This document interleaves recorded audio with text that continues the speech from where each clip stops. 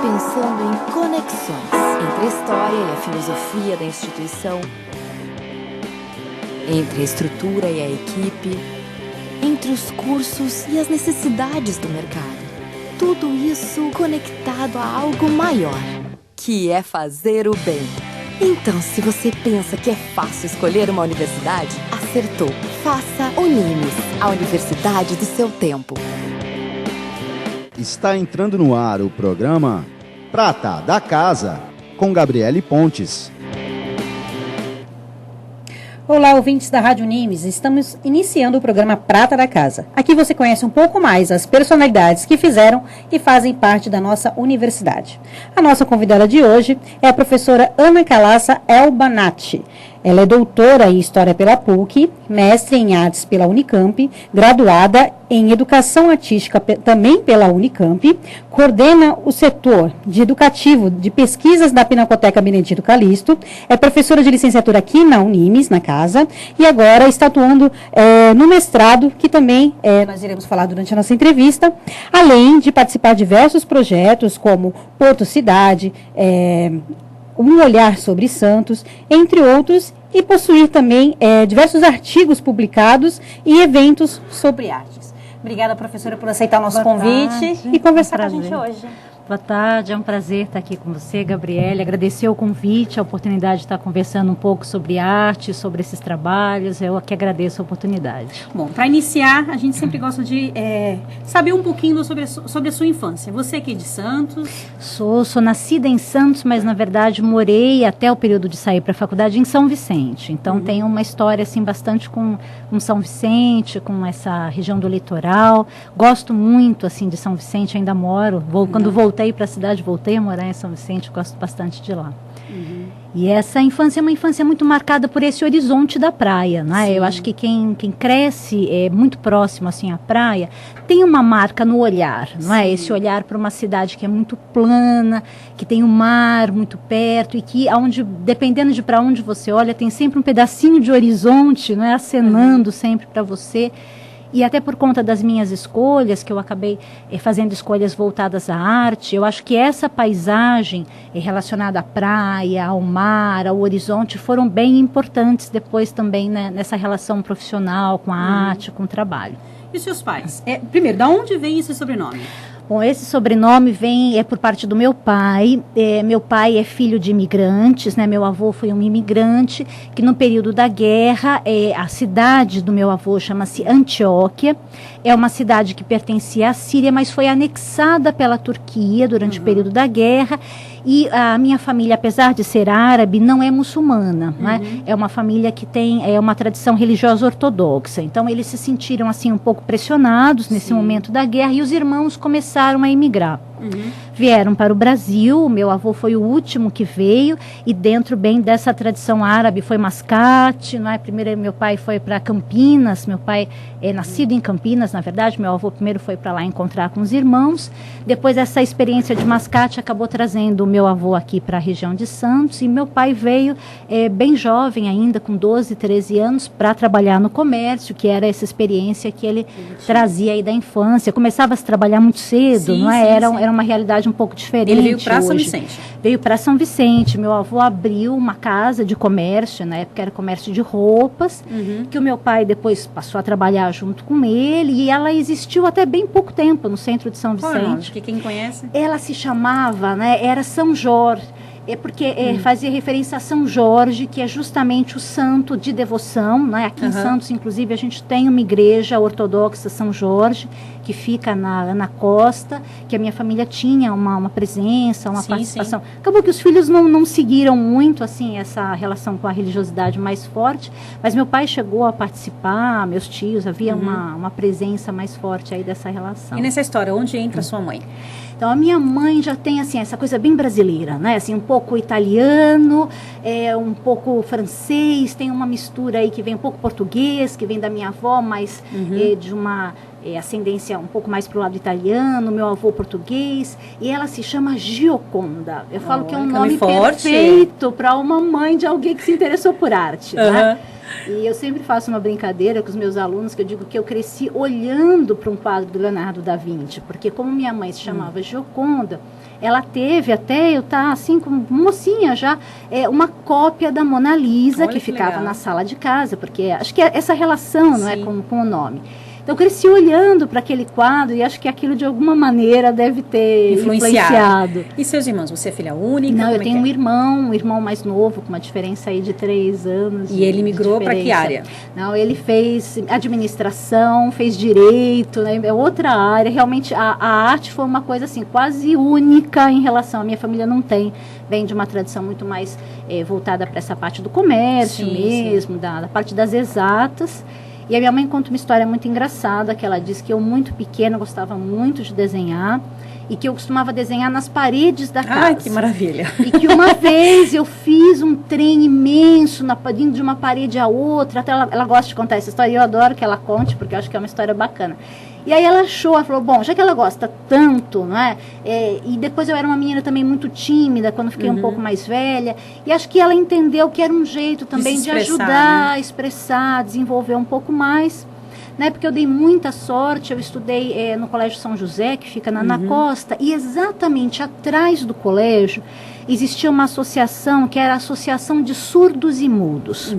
E nessa associação havia um professor chamado José Manuel de Souza Neto. O José Manuel, ele não está mais aqui em Santos, depois ele foi para Cuiabá, foi para São Paulo, hoje ele está em São Paulo, mas ele foi uma pessoa bem importante, assim. A minha mãe, influenciou por muito, esse desprendimento, mesmo que não era uma coisa muito comum na época, de achar que a arte podia ser uma coisa importante para o meu desenvolvimento, para que eu me expressasse melhor, porque ela achou que eu tinha a história do dom, que as pessoas antes, né, falavam, eu sabia desenhar bem entre aspas, né? Criança, né? Essa ideia do desenho infantil, mas eu tinha uma facilidade. E o José Manuel, que foi assim, percebendo naquela minha timidez, uma vontade muito grande de aprender, que eu acho que é uma característica meio de personalidade, assim, eu gosto de aprender. Acho que manteve sempre dentro da escola, primeiro estudando, depois como professora. A minha filha diz, mãe, você nunca saiu da escola? Eu falei, nunca, Sofia. Eu sempre, né? A escola para mim é um lugar muito conhecido. E o Zé, que foi uma pessoa muito especial, começou assim a me incentivar a ver muitos tipos de arte diferente. E ele fez uma coisa que hoje, quantos anos você tinha? Eu tinha 9 anos. Nossa, eu era muito jovem, muito. E isso que me admira hoje, quando eu penso nele, que eu penso nele com muito carinho, porque ele não pôs limites para mim. Ele não pensou assim, ela tem 9 anos, ela vai fazer coisas de criança. Não, ele foi me apresentando coisas. À medida que ele percebia que eu ia assimilando, ele ia me apresentando mais alguma coisa. Interessante. Então, por exemplo, com 11 anos eu fiz curso de História da Arte. Quer dizer, que é uma coisa que hoje a gente fala, uma criança de 11 anos...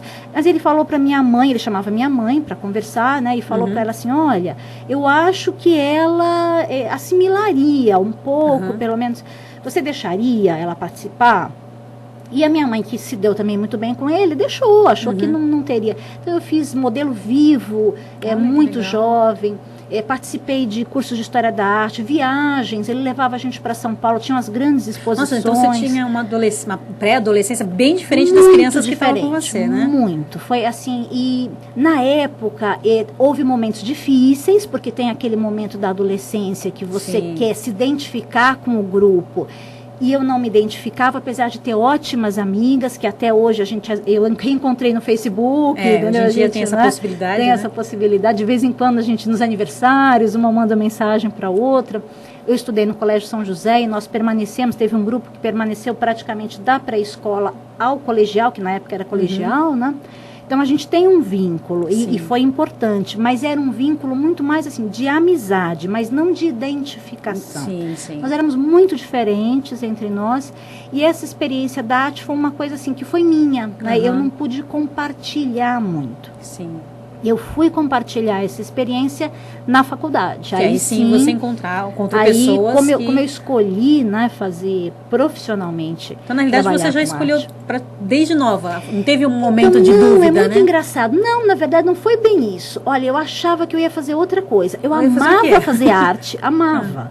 Mas achava que era hobby, sabe? Assim, que era uma coisa que eu amava fazer, mas uma ideia de que eu tinha que ter uma profissão mais séria, assim. Sim, mas isso não é as pessoas que acabam colocando também? Eu lembro do meu avô, quando eu entrei para fazer, vai ele falou que desperdício. Ele falou para mim assim, filha, mas que desperdício, por que você não faz medicina, advocacia, engenharia, um curso que vai te dar, né? Ele já é falecido, é uma figura super querida, e às vezes eu converso com ele e falo, vô, confia em mim, valeu a pena, entendeu?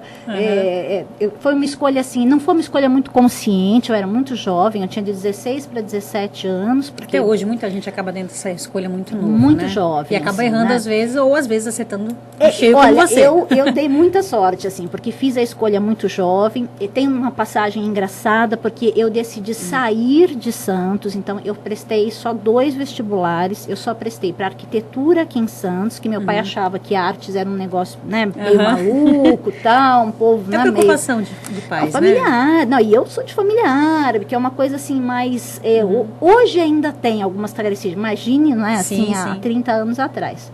E a minha mãe foi uma pessoa importante, porque ela, na época, falou, não, vai, né? Eu falei com ela, eu falei, mãe, se eu prestar na Unicamp, se eu entrar, né, se eu passar, e não sei se eles não acreditaram muito que eu ia passar também, sabe? Aquela coisa assim, vamos ver, né? Vamos ver, né, no que vai dar. E é uma coisa que eu me lembro com muita clareza, assim, que quando eu passei na primeira fase, eu falei, agora vai, né, agora. E aí estudei, feito uma louca, fiz cursinho, fiz tudo que eu podia, porque eu queria essa experiência, de sair um pouco, de ver outros horizontes, e de ter, eu tinha feito uma visita. Você acabou tendo contato com pessoas diferentes, né? Por mais que você conhecesse a arte desde pequena, as pessoas trazem novas coisas, né? E a escola foi importante porque se fazia um trabalho, que acho que hoje ainda se faz, né? Principalmente no que é hoje o ensino médio, de levar para conhecer, né? Os cursos. E como sabiam que eu tinha interesse em arte, levaram. De profissões, né? Levaram na USP, eu achei São Paulo assustador, né? Eu achei aquilo muito grande, eu que nunca tinha saído muito de perto, né? E levaram na Unicamp. E aí quando eu entrei no Instituto de Artes, que eu pus o pé lá dentro, eu falei, ai meu Deus, é aqui que eu quero, entendeu? Se eu puder escolher, né? É pra cá que eu quero vir. E aí batalhei muito por isso. Meu pai, o dia que soube que eu havia passado no vestibular, ficou vermelho, é um turco grande, daqueles que vai ficar, ficou vermelho, e falou pra minha mãe, se acontecer alguma coisa, a culpa é sua. E aí você foi morar em São Paulo? Não, eu fui pra Campinas. Foi morar em Campinas? Fui morar em Campinas. Sozinha, aí que seu pai deu o chilique. Mas meu pai deixou porque tinha família lá. Né? Acho que se não tivesse ninguém da família, talvez realmente o meu pai não tivesse naquele momento permitido, porque não era uma coisa comum dentro do meu círculo familiar, dos amigos do meu pai, assim, não havia isso. Mas eu tinha primos distantes, dos primos, não é? Essa coisa. Fui para um pensionato de freiras, eram as condições, e eu aceitaria qualquer condição naquela altura, entendeu? Se ele dissesse que ia ficar interna, eu dizia, tudo bem, tá tudo bem. E aí, falando sobre filhos, que você estava falando da sua mãe, você também tem 2 filhos, não é isso? Eles são novos? Tenho 2 filhos, são novos, porque eu fiz um pouco ao contrário, né? Então, primeiro eu estudei muito, eu primeiro fiz... É o que a maioria está fazendo agora, hoje, né? Eu acho que na época não é tão comum, mas hoje a gente encontra... né? Bastante gente que acaba focando um pouco mais para a área profissional, para depois na área familiar. Curti um pouco essa parte, né, mais familiar. Eu primeiro, assim, quando eu acabei de estudar, eu viajei bastante, eu tinha muito esse sonho. Você foi para fora do país? Fui. Eu tinha um sonho, assim, de conhecer esses lugares que eu tinha visto. Né? Até porque eu falo isso para os alunos, eu falo, gente, vocês estão hoje assim numa situação tão melhor. Eu estudava História da Arte, o professor levava um livrinho com uma gravura de 10 centímetros, muitas vezes em branco e preto, para mostrar. E o exercício de imaginação era uma coisa louca, porque você tinha que imaginar aquilo. Hoje você entra na internet, você tem vídeos de tudo que você quiser ver, de qualquer lugar que você quiser ver. Mas na época não, quer dizer, o meu sonho era ir para a Itália, era ir até Paris, era ver, né, os museus. Então eu aproveitei. E você foi no museu Louvre, que eles falam que é vários dias, né? Que você não pode ir num num mais dia de uma só. vez, né? Porque era fila isso, enorme. Assim, para ficar, para ir. Entrava de manhã e saía a hora que fechava. Fui sozinha, matei a minha mãe, né? Ela fala que boa parte dos cabelos brancos que ela tem são graças às Você minhas... foi quando mais nova, não? Quanto tempo você foi? Eu tinha 22 quando eu fui a primeira vez, né? Para minha mãe, na época, quer dizer, eu fui sozinha, eu fui mochileira, né? Então, comprei, na época tinha uma passagem de trem, então você comprava daqui do Brasil e ficava em hostel, né? Então, você ia viajando para os lugares e fiz o roteiro dos museus. Eu me preparei para ir, eu estudei um pouco de inglês para chegar lá e ter condição de me comunicar, porque sabia que estava indo sozinha, né? E preparei um roteiro dos museus, das obras, dos edifícios que eu queria ver. E fui para isso, quer dizer, entrava de manhã e saía de noite. Entrava de manhã e saía de noite. E foi a experiência que eu acho que me deu assim a maior segurança e de se descobrir os seus limites, do que eu era capaz, de me organizar, de me virar mesmo nas situações, falar com pessoas do mundo inteiro, fiz amigos, fui roubada, todas as situações. Você é a pessoa que fala que foi assaltada. Várias vezes, por sinal, das maneiras mais criativas possíveis. Mas tudo isso eu acho que foi assim, lógico, não aconteceu nada de mais grave. Hoje eu recomendo o maior cuidado para os meus alunos que vão, porque acho que também não é o mesmo tempo.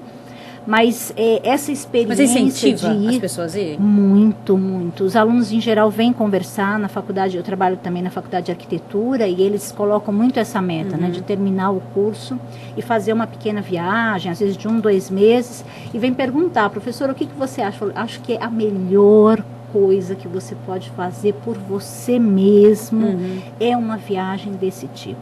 Você estabelecer metas, os lugares que você quer ver, porque você pode estudar sobre, sei lá, o Panteão Romano, você pode conhecer daqui o Panteão Romano, medida, como foi feito, etc. Mas ao dia que você entra, existe uma experiência de estar no lugar, de sentir, tátil mesmo, né? Como é que a luz entra naquele lugar, como é que o som reverbera dentro daquele espaço, que é único, né? Então, poder estar lá, ainda que seja uma única vez na vida, e não precisa ir a todos os lugares, mas a alguns lugares que sejam significativos, né? É muito importante, é muito especial. Legal. E me diz uma coisa, vamos agora voltar para a Unimes. Como é que você veio trabalhar na instituição? Olha, eu vim trabalhar na instituição através de uma outra professora, que era uma pessoa próxima, a professora Doroti, não é? Que nós nos conhecíamos pessoalmente. E aí, quando nós nos conhecemos, ela descobriu... Eu já dava aula aqui em Santos, já dava aula na Universidade de Santa Cecília. E ela falou, puxa, você trabalha com formação de professores em arte, né? E eu falei, trabalho. Então, fizemos uma amizade e ela falou, puxa, estava justamente precisando, foi uma coincidência... uma pessoa ia vir para ocupar essa cadeira, que é a parte de preparação dentro do curso de pedagogia para a arte, e a pessoa não pôde mais vir. E precisavam de um profissional, e isso foi em 2002, quer dizer, de 2002 para cá já está um chão. Tem muito tempo. E você lecionou na área da educação à distância? Na área da educação à distância. Isso já foi entre 2006 e 2007. A professora Beth, então eu comecei no curso de pedagogia presencial. A presencial aqui na Presencial aqui na Unimes mesmo. E quando a professora Beth foi chamada, né, a professora Elizabeth Tavares, que é a nossa coordenadora geral, foi chamada para vir para o IAD montar o IAD mesmo. O primeiro curso, na verdade, era uma pós-graduação. E aí ela me chamou e perguntou se eu toparia. Era uma coisa muito nova na época, né, de 2006 para 2007, era uma coisa assim que estava começando ainda no Brasil. Eu meio assustada, mas acho que é de personalidade mesmo. Eu tenho essa coisa assim, vai aprender alguma coisa? Ah, então eu quero, porque eu sei que eu vou aprender, né? E me acho uma pessoa esforçada, assim, não me acho uma pessoa brilhante, mas me acho uma pessoa extremamente esforçada. Então eu falava, não, acho que eu vou aprender alguma coisa. E vim com a professora Beth, preparei essa primeira disciplina e aí fomos pegos, assim, e não só eu, mas uma leva de professores, para montar as licenciaturas que hoje já estão, né, assim, se desenvolvendo. E aí fiquei trabalhando na educação à distância, continuei com a pedagogia, nessa área da formação em arte, e passei a atuar também no curso de artes visuais, que é o curso que até hoje também, e que é um curso que hoje tem uma importância grande regional. A cidade de Santos já teve 5 cursos de arte funcionando ao mesmo tempo, cursos onde você encontrava formação em música, artes visuais, teatro. Santos tem uma tradição extremamente interessante de teatro, mas por conta de uma série de conjunturas, principalmente econômicas, né, os cursos foram fechando. E hoje, formação universitária em artes visuais, o nosso curso da Unimes é o único na região metropolitana. Inclusive, então, muitos professores, muitas pessoas das áreas de música, ou de música não, de artes, de teatro, acabam fazendo esse curso também para poder licenciar, porque é obrigatório hoje em dia, obrigatório. Né? Hoje para você trabalhar na área da educação, você precisa ser licenciado na área, ou numa área muito próxima, né? Para poder estar atuando, principalmente com o fundamental, ensino médio, você tem que ser licenciado aí na especificidade mesmo, né, das artes, que seria artes visuais, música, teatro. E há pouco tempo agora o MEC esteve aqui, né? Acabamos de receber uma visita. Como é que foi? Olha, eu acho que é sempre uma experiência de aprendizado, né? Ser avaliado nunca é fácil, ninguém gosta de ser avaliado, né? De estar sendo julgado. Então, eu acho que é sempre o impacto dessa chegada, a gente tem que, né, se pensar um pouco qual é o trabalho que eu estou fazendo, mas foi muito positivo, nós fomos bem avaliados, a gente não pode contar a nota ainda, porque ainda é em off, né? Mas fomos bem avaliados e saímos assim renovados, sabendo daqueles pontos que precisam ser melhorados, mas também muito convictos do trabalho que a gente faz, do que tem crescido esse trabalho, do quanto ele tem se afirmado. Então foi uma experiência muito boa. A pessoa que faz a licenciatura em artes, ela pode trabalhar somente dando aula ou ela pode de repente trabalhar numa empresa? Não, hoje como é que está o mercado? Arte, o campo se abriu muito, porque hoje assim existe esse campo que é bem amplo, que nós temos uma amiga que trabalhou na Unimes muitos anos, que ela disse, olha, todo mundo reclama de ser professor, mas eu fui professora, nunca me faltou trabalho. E é verdade, né? Não falta trabalho para o professor, seja na rede municipal, estadual, seja nas escolas particulares. Mas hoje há um pensamento um pouco mais amplo do quanto a arte pode colaborar para a qualidade de vida das pessoas.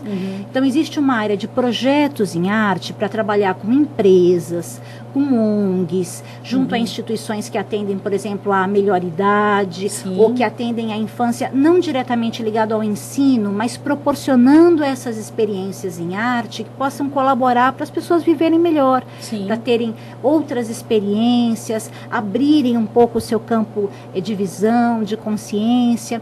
Também tem uma relação direta da arte com a publicidade, com a comunicação visual. Né? Então, hoje tem um campo bem interessante em que o artista pode estar colocando o seu trabalho. A área de ilustração é uma área que se abre hoje muito para o artista também. Hoje no Brasil, né, apesar da gente falar que o brasileiro ainda lê pouco, houve uma ampliação grande do mercado editorial. Principalmente livro infantil e infanto-juvenil, onde a ilustração tem uma importância essencial, muito grande. Né? É uma coisa onde chama a criança realmente. Então, hoje, essa experiência da ilustração também é um campo de trabalho bem bacana para o artista que se abre. Quer dizer, sempre vai ter emprego para quem quiser procurar, né? Tem sim, é uma área. E uma área onde você trabalha com muita satisfação, né? Porque lida com criação, lida com esse processo lúdico, é bem interessante. Você participou de vários projetos, né? Um deles é o Olhar sobre Santos. O que foi esse projeto? O Olhar sobre Santos foi um dos projetos numa sequência de projetos que começaram em 1999. O primeiro foi o Porto Cidade. Depois veio um Olhar sobre Santos, depois teve o Porto Gente com o Museu Virtual, que são uma série de projetos onde a arte participa num contexto multidisciplinar, que fala dessa relação da arte com a cidade. Então, o Porto Cidade foi o primeiro, onde tinha uma abordagem, um pouco falando da cidade de Santos, pegando desde a engenharia, surgimento, história da cidade. Porque Santos tem muita coisa para falar, né? E é uma história muito rica, com artistas como Benedito Calixto, né, que representou essa cidade de muitas maneiras, artistas viajantes que passaram por aqui, como um inglês, que é o John Burchell. Então, existe um material artístico sobre a cidade e sobre o Porto, que é tema, mesmo com arte contemporânea. Quantos fotógrafos hoje não vêm a Santos, mas fazem ensaios mostrando a cidade? A gente tem alguns fotógrafos da região, o Araquém Alcântara, que fez um trabalho maravilhoso sobre Santos, sobre o DIC na época, que é uma referência internacional. Sim. Então, esses projetos, eles partiram dessa primeira investigação, do que existia dessa relação da arte com a cidade, e foram projetos que foram apresentando diversas facetas disso. E o interessante desses projetos é que já em 1999, e o Porto Cidade existe até hoje, nós conseguimos viabilizar o conteúdo que foi pesquisado através da internet. Olha que legal. Que era uma experiência muito nova, né? Então, todos eles tiveram páginas na internet. Olha que legal. Onde a gente divulgava o trabalho, fazia propostas de exposição, até chegar no Museu Virtual do Porto, que funcionou junto ao site Porto Gente. O Porto Gente ainda existe e faz um trabalho muito interessante de divulgar ações relacionadas ao Porto de Santos. E eu coordenei por um tempo esse museu, que é um museu virtual, e a gente chegou a fazer formação de professores, diversas exposições virtuais. Nossa, que legal. Isso assim, em 2008. A tecnologia também fazendo parte ali da arte. Da arte. Eu acho que a tecnologia para a arte foi uma revolução, né? Foi não... Sim. Está sendo. É que no início assustou algumas pessoas, mas depois você tem que caminhar junto, né? Mas você sabe que é um pouco como a história da fotografia, né? Quando surge a fotografia no aquele 19, olhar, né? Aquela coisa... As pessoas achavam que a pintura ia morrer, não é? Quer dizer, como se a fotografia fosse substituir a pintura. E muito pelo contrário. Quer dizer, uma série de artistas passam a tomar a fotografia como um ponto de partida. Sim. Porque a fotografia, por exemplo, era capaz de deixar ver coisas que o olho humano sozinho não é capaz de ver. Então, é esse potencial que a tecnologia tem de ampliar e aprofundar o nosso olhar, né? As nossas perspectivas de encontros. Hoje você encontra na internet artistas que, de outra maneira, ficariam restritos não é, ao seu espaço. Consegue mostrar agora mais o seu trabalho, né? Muito mais. E alcançar públicos que você nem imaginaria que poderiam dialogar com esse trabalho. Você acha que ainda é difícil de expor os trabalhos ou com essa tecnologia está ajudando um pouco, no caso está unindo um pouco mais as pessoas para mostrar os seus trabalhos? Virtualmente hoje, eu acho que se abrem todas as possibilidades, mas presencialmente continua muito restrito, porque aí você cai na discussão do mercado de arte, né? Mesmo Santos, que é uma cidade muito próxima a São Paulo, nós temos pouquíssimas galerias de arte, né? Os espaços nós temos alguns espaços universitários, alguns museus locais, mas a cultura presencialmente, ela necessita de um investimento mesmo grande para se sustentar, precisa girar, não é? Ter um giro de capital que realmente inviabiliza muitas vezes essa exposição presencial. Então, realmente, hoje continua, apesar de toda essa ampliação virtual, ainda não é fácil para o artista encontrar espaços para o seu trabalho. Mas se ele expandir um pouco a visão e tiver um pouco de desprendimento mesmo, vontade de embarcar um pouco nesse universo digital, eu acho que ele encontra possibilidades inusitadas de mostrar o trabalho. Muito legal. E falando em apresentação, eu queria que você falasse um pouquinho da Pinacoteca. Que parceria é essa que você tem? Olha, a Pinacoteca foi uma surpresa, uma grata surpresa. Eu passei a trabalhar mais diretamente com a Pinacoteca desde o final do ano passado. Eu tenho uma história com a Pinacoteca, em diversos momentos eu fiz alguns trabalhos para a Pinacoteca, era chamada, fazer, mas desde o final do ano passado, quando a professora Silvia Teixeira Penteado assumiu a presidência, como já trabalhei com ela outras vezes, ela me chamou para estar dando suporte para criar esse setor dentro da Pinacoteca, que é o setor educativo, e que a gente percebeu com o caminhar do trabalho que precisava ser setor educativo e de pesquisa para que uma coisa pudesse alimentar a outra. Então, o trabalho hoje na Pinacoteca é organizar os projetos para acolher o público. Hoje se tem uma ideia de nova museologia, que na verdade não é tão nova, vem dos anos 70, mas a gente continua usando esse termo porque não foi totalmente assimilado ainda, de que o museu tem de se preparar para acolher o público. O museu não pode ficar parado esperando simplesmente que as pessoas entendam da sua importância. A sua importância, ela se consolida no momento em que o museu consegue dialogar com esse público, formar novos públicos, investir nas crianças, porque essa criança hoje é o público de hoje e de amanhã. E que vai conseguir valorizar e ajudar no processo de preservação dessa cultura. Então, hoje a gente tem diversos projetos que acolhem crianças, jovens, adultos, e começamos também um processo para acolhimento de público especial, primeiro projeto que a gente conseguiu implantar e que eu tenho um orgulho, assim, porque ele, na verdade, não está implantado, a gente fez o piloto só. É um projeto que se chama Sensorial, para acolher deficientes visuais com baixa visão ou cegueira total, porque são pessoas que precisam também ser acolhidos no museu, né? Mas que precisam de um conjunto de ações bem específicas. Então, a Pinacoteca está se preparando, a gente já fez um acolhimento ao Lar das Moças Cegas, quando ele fez aniversário esse ano, e a ideia agora é tornar esse programa efetivo, não assim esporádico, como a gente conseguiu fazer, mas efetivar mesmo essa ação. A ideia é que todos os públicos devem encontrar acolhimento no museu. E qual foi o primeiro projeto da Pinacoteca? O primeiro projeto que a gente conseguiu implantar, que está indo bastante bem, é o Arte em Família. E como é que é esse Arte em Família? O Arte em Família é um projeto bem bacana que trabalha a contação de histórias de uma forma muito lúdica para trazer essa criança para dentro do museu. Depois a gente trabalha o que a gente chama de mediação, que é esse processo de mostrar um pouco das obras de arte do museu. Então, ele acontece aos domingos, uma vez por mês, sempre no primeiro domingo de cada mês. Começa às 3h30 da tarde. Um domingo por mês, né? Sempre no primeiro domingo. Então, a gente começa pela contação, sempre uma história diferente, né? Então, sempre essa mesma criança pode frequentar o museu o ano inteiro, se quiser, mensalmente ela pode voltar, porque não vai repetir. Depois a gente sobe, a gente tem a exposição de longa duração, que mostra o Benedito Calixto, as suas várias faces como artista.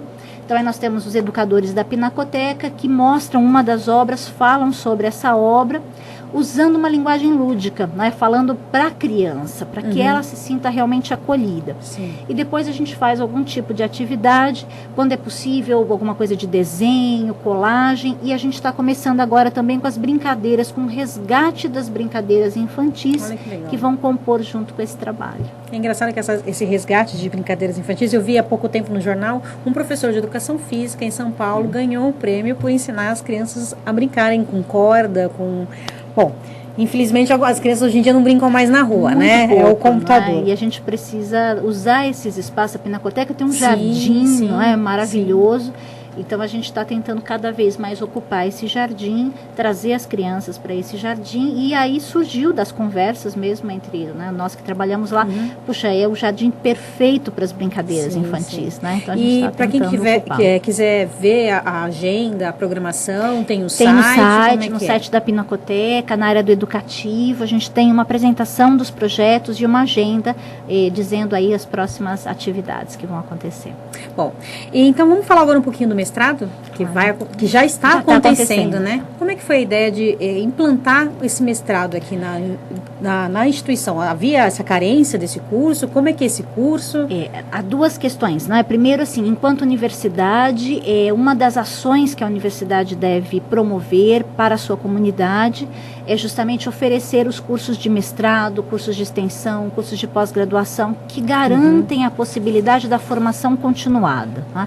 Então, é necessário hoje você não só fazer uma graduação, mas ninguém pode parar de estudar mais. Não é essa ideia de que eu fiz uma graduação e estou resolvido, né, profissionalmente, não existe mais. Existe todo um investimento em educação continuada e o mestrado é parte dessas ações. E existe na nossa região uma carência muito grande na área de educação. O mestrado profissional surgiu da articulação de alguns professores que já pertencem à casa, junto com outros que foram convidados pela reitoria na época para trazer essa discussão do mestrado. Nós já vínhamos pleiteando isso há mais de um ano e esse ano teve a aprovação e nos surpreendemos aí que assim que ele foi aprovado e divulgado, um público bastante grande se interessou pelo curso. A primeira turma acaba de iniciar com 20 alunos, quer dizer, uma turma consolidada. E o trabalho é um trabalho muito interessante e interdisciplinar. Esse mestrado qualquer um pode fazer, ou só quem é de artes? Como é que é? Direcionado para quê? Ele é direcionado à área de ensino, ele é interdisciplinar e é aberto a todas as áreas de ensino. Qualquer pessoa com uma formação já ligada à educação ou próximo à educação pode estar se candidatando a uma vaga no mestrado, independente da área. E quanto tempo é o curso?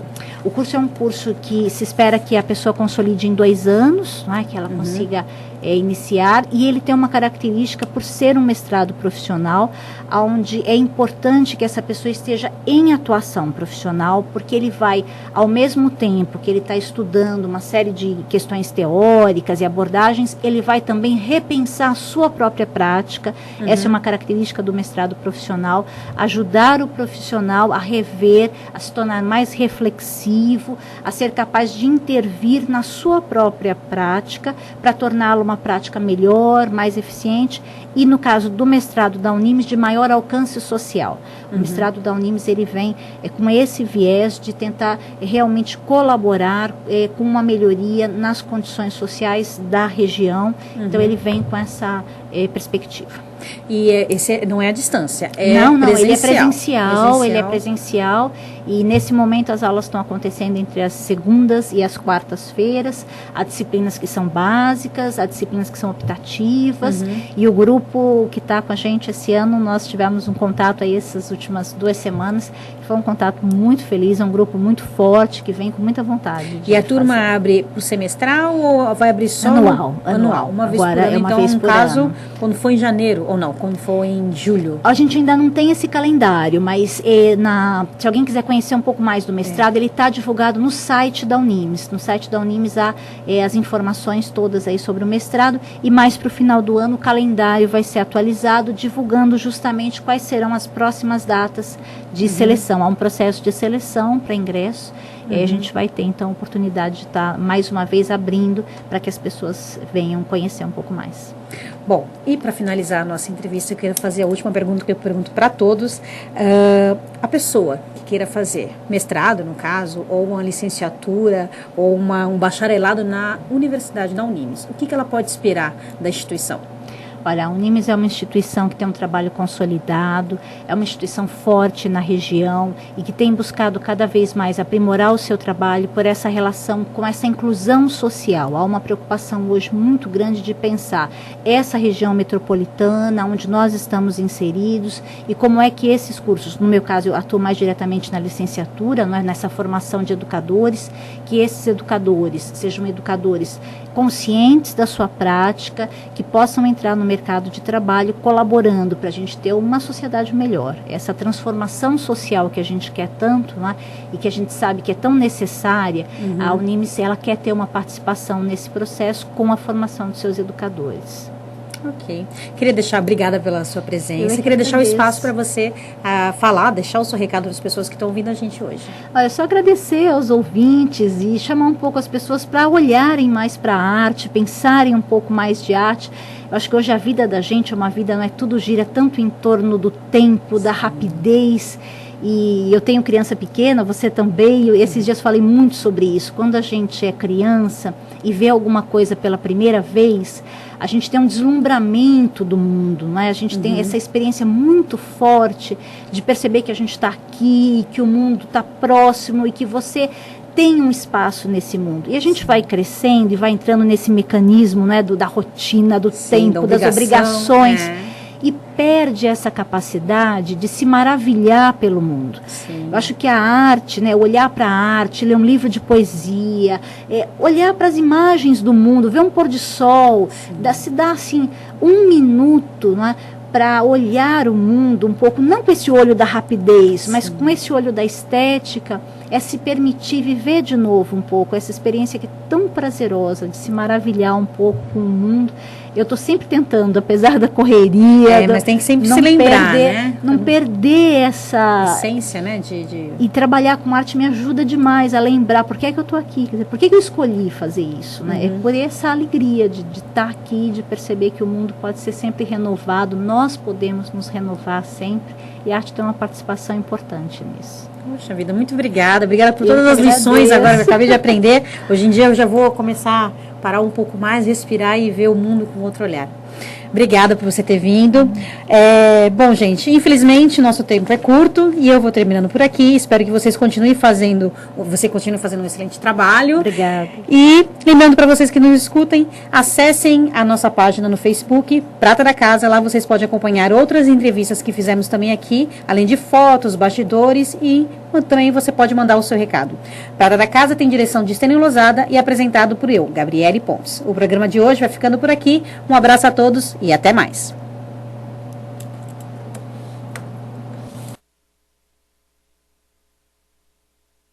Pensa em uma universidade? Está pensando em conexões entre a história e a filosofia da instituição, entre a estrutura e a equipe, entre os cursos e as necessidades do mercado. Tudo isso conectado a algo maior, que é fazer o bem. Então, se você pensa que é fácil escolher uma universidade, acertou. Faça Unimes, a universidade do seu tempo.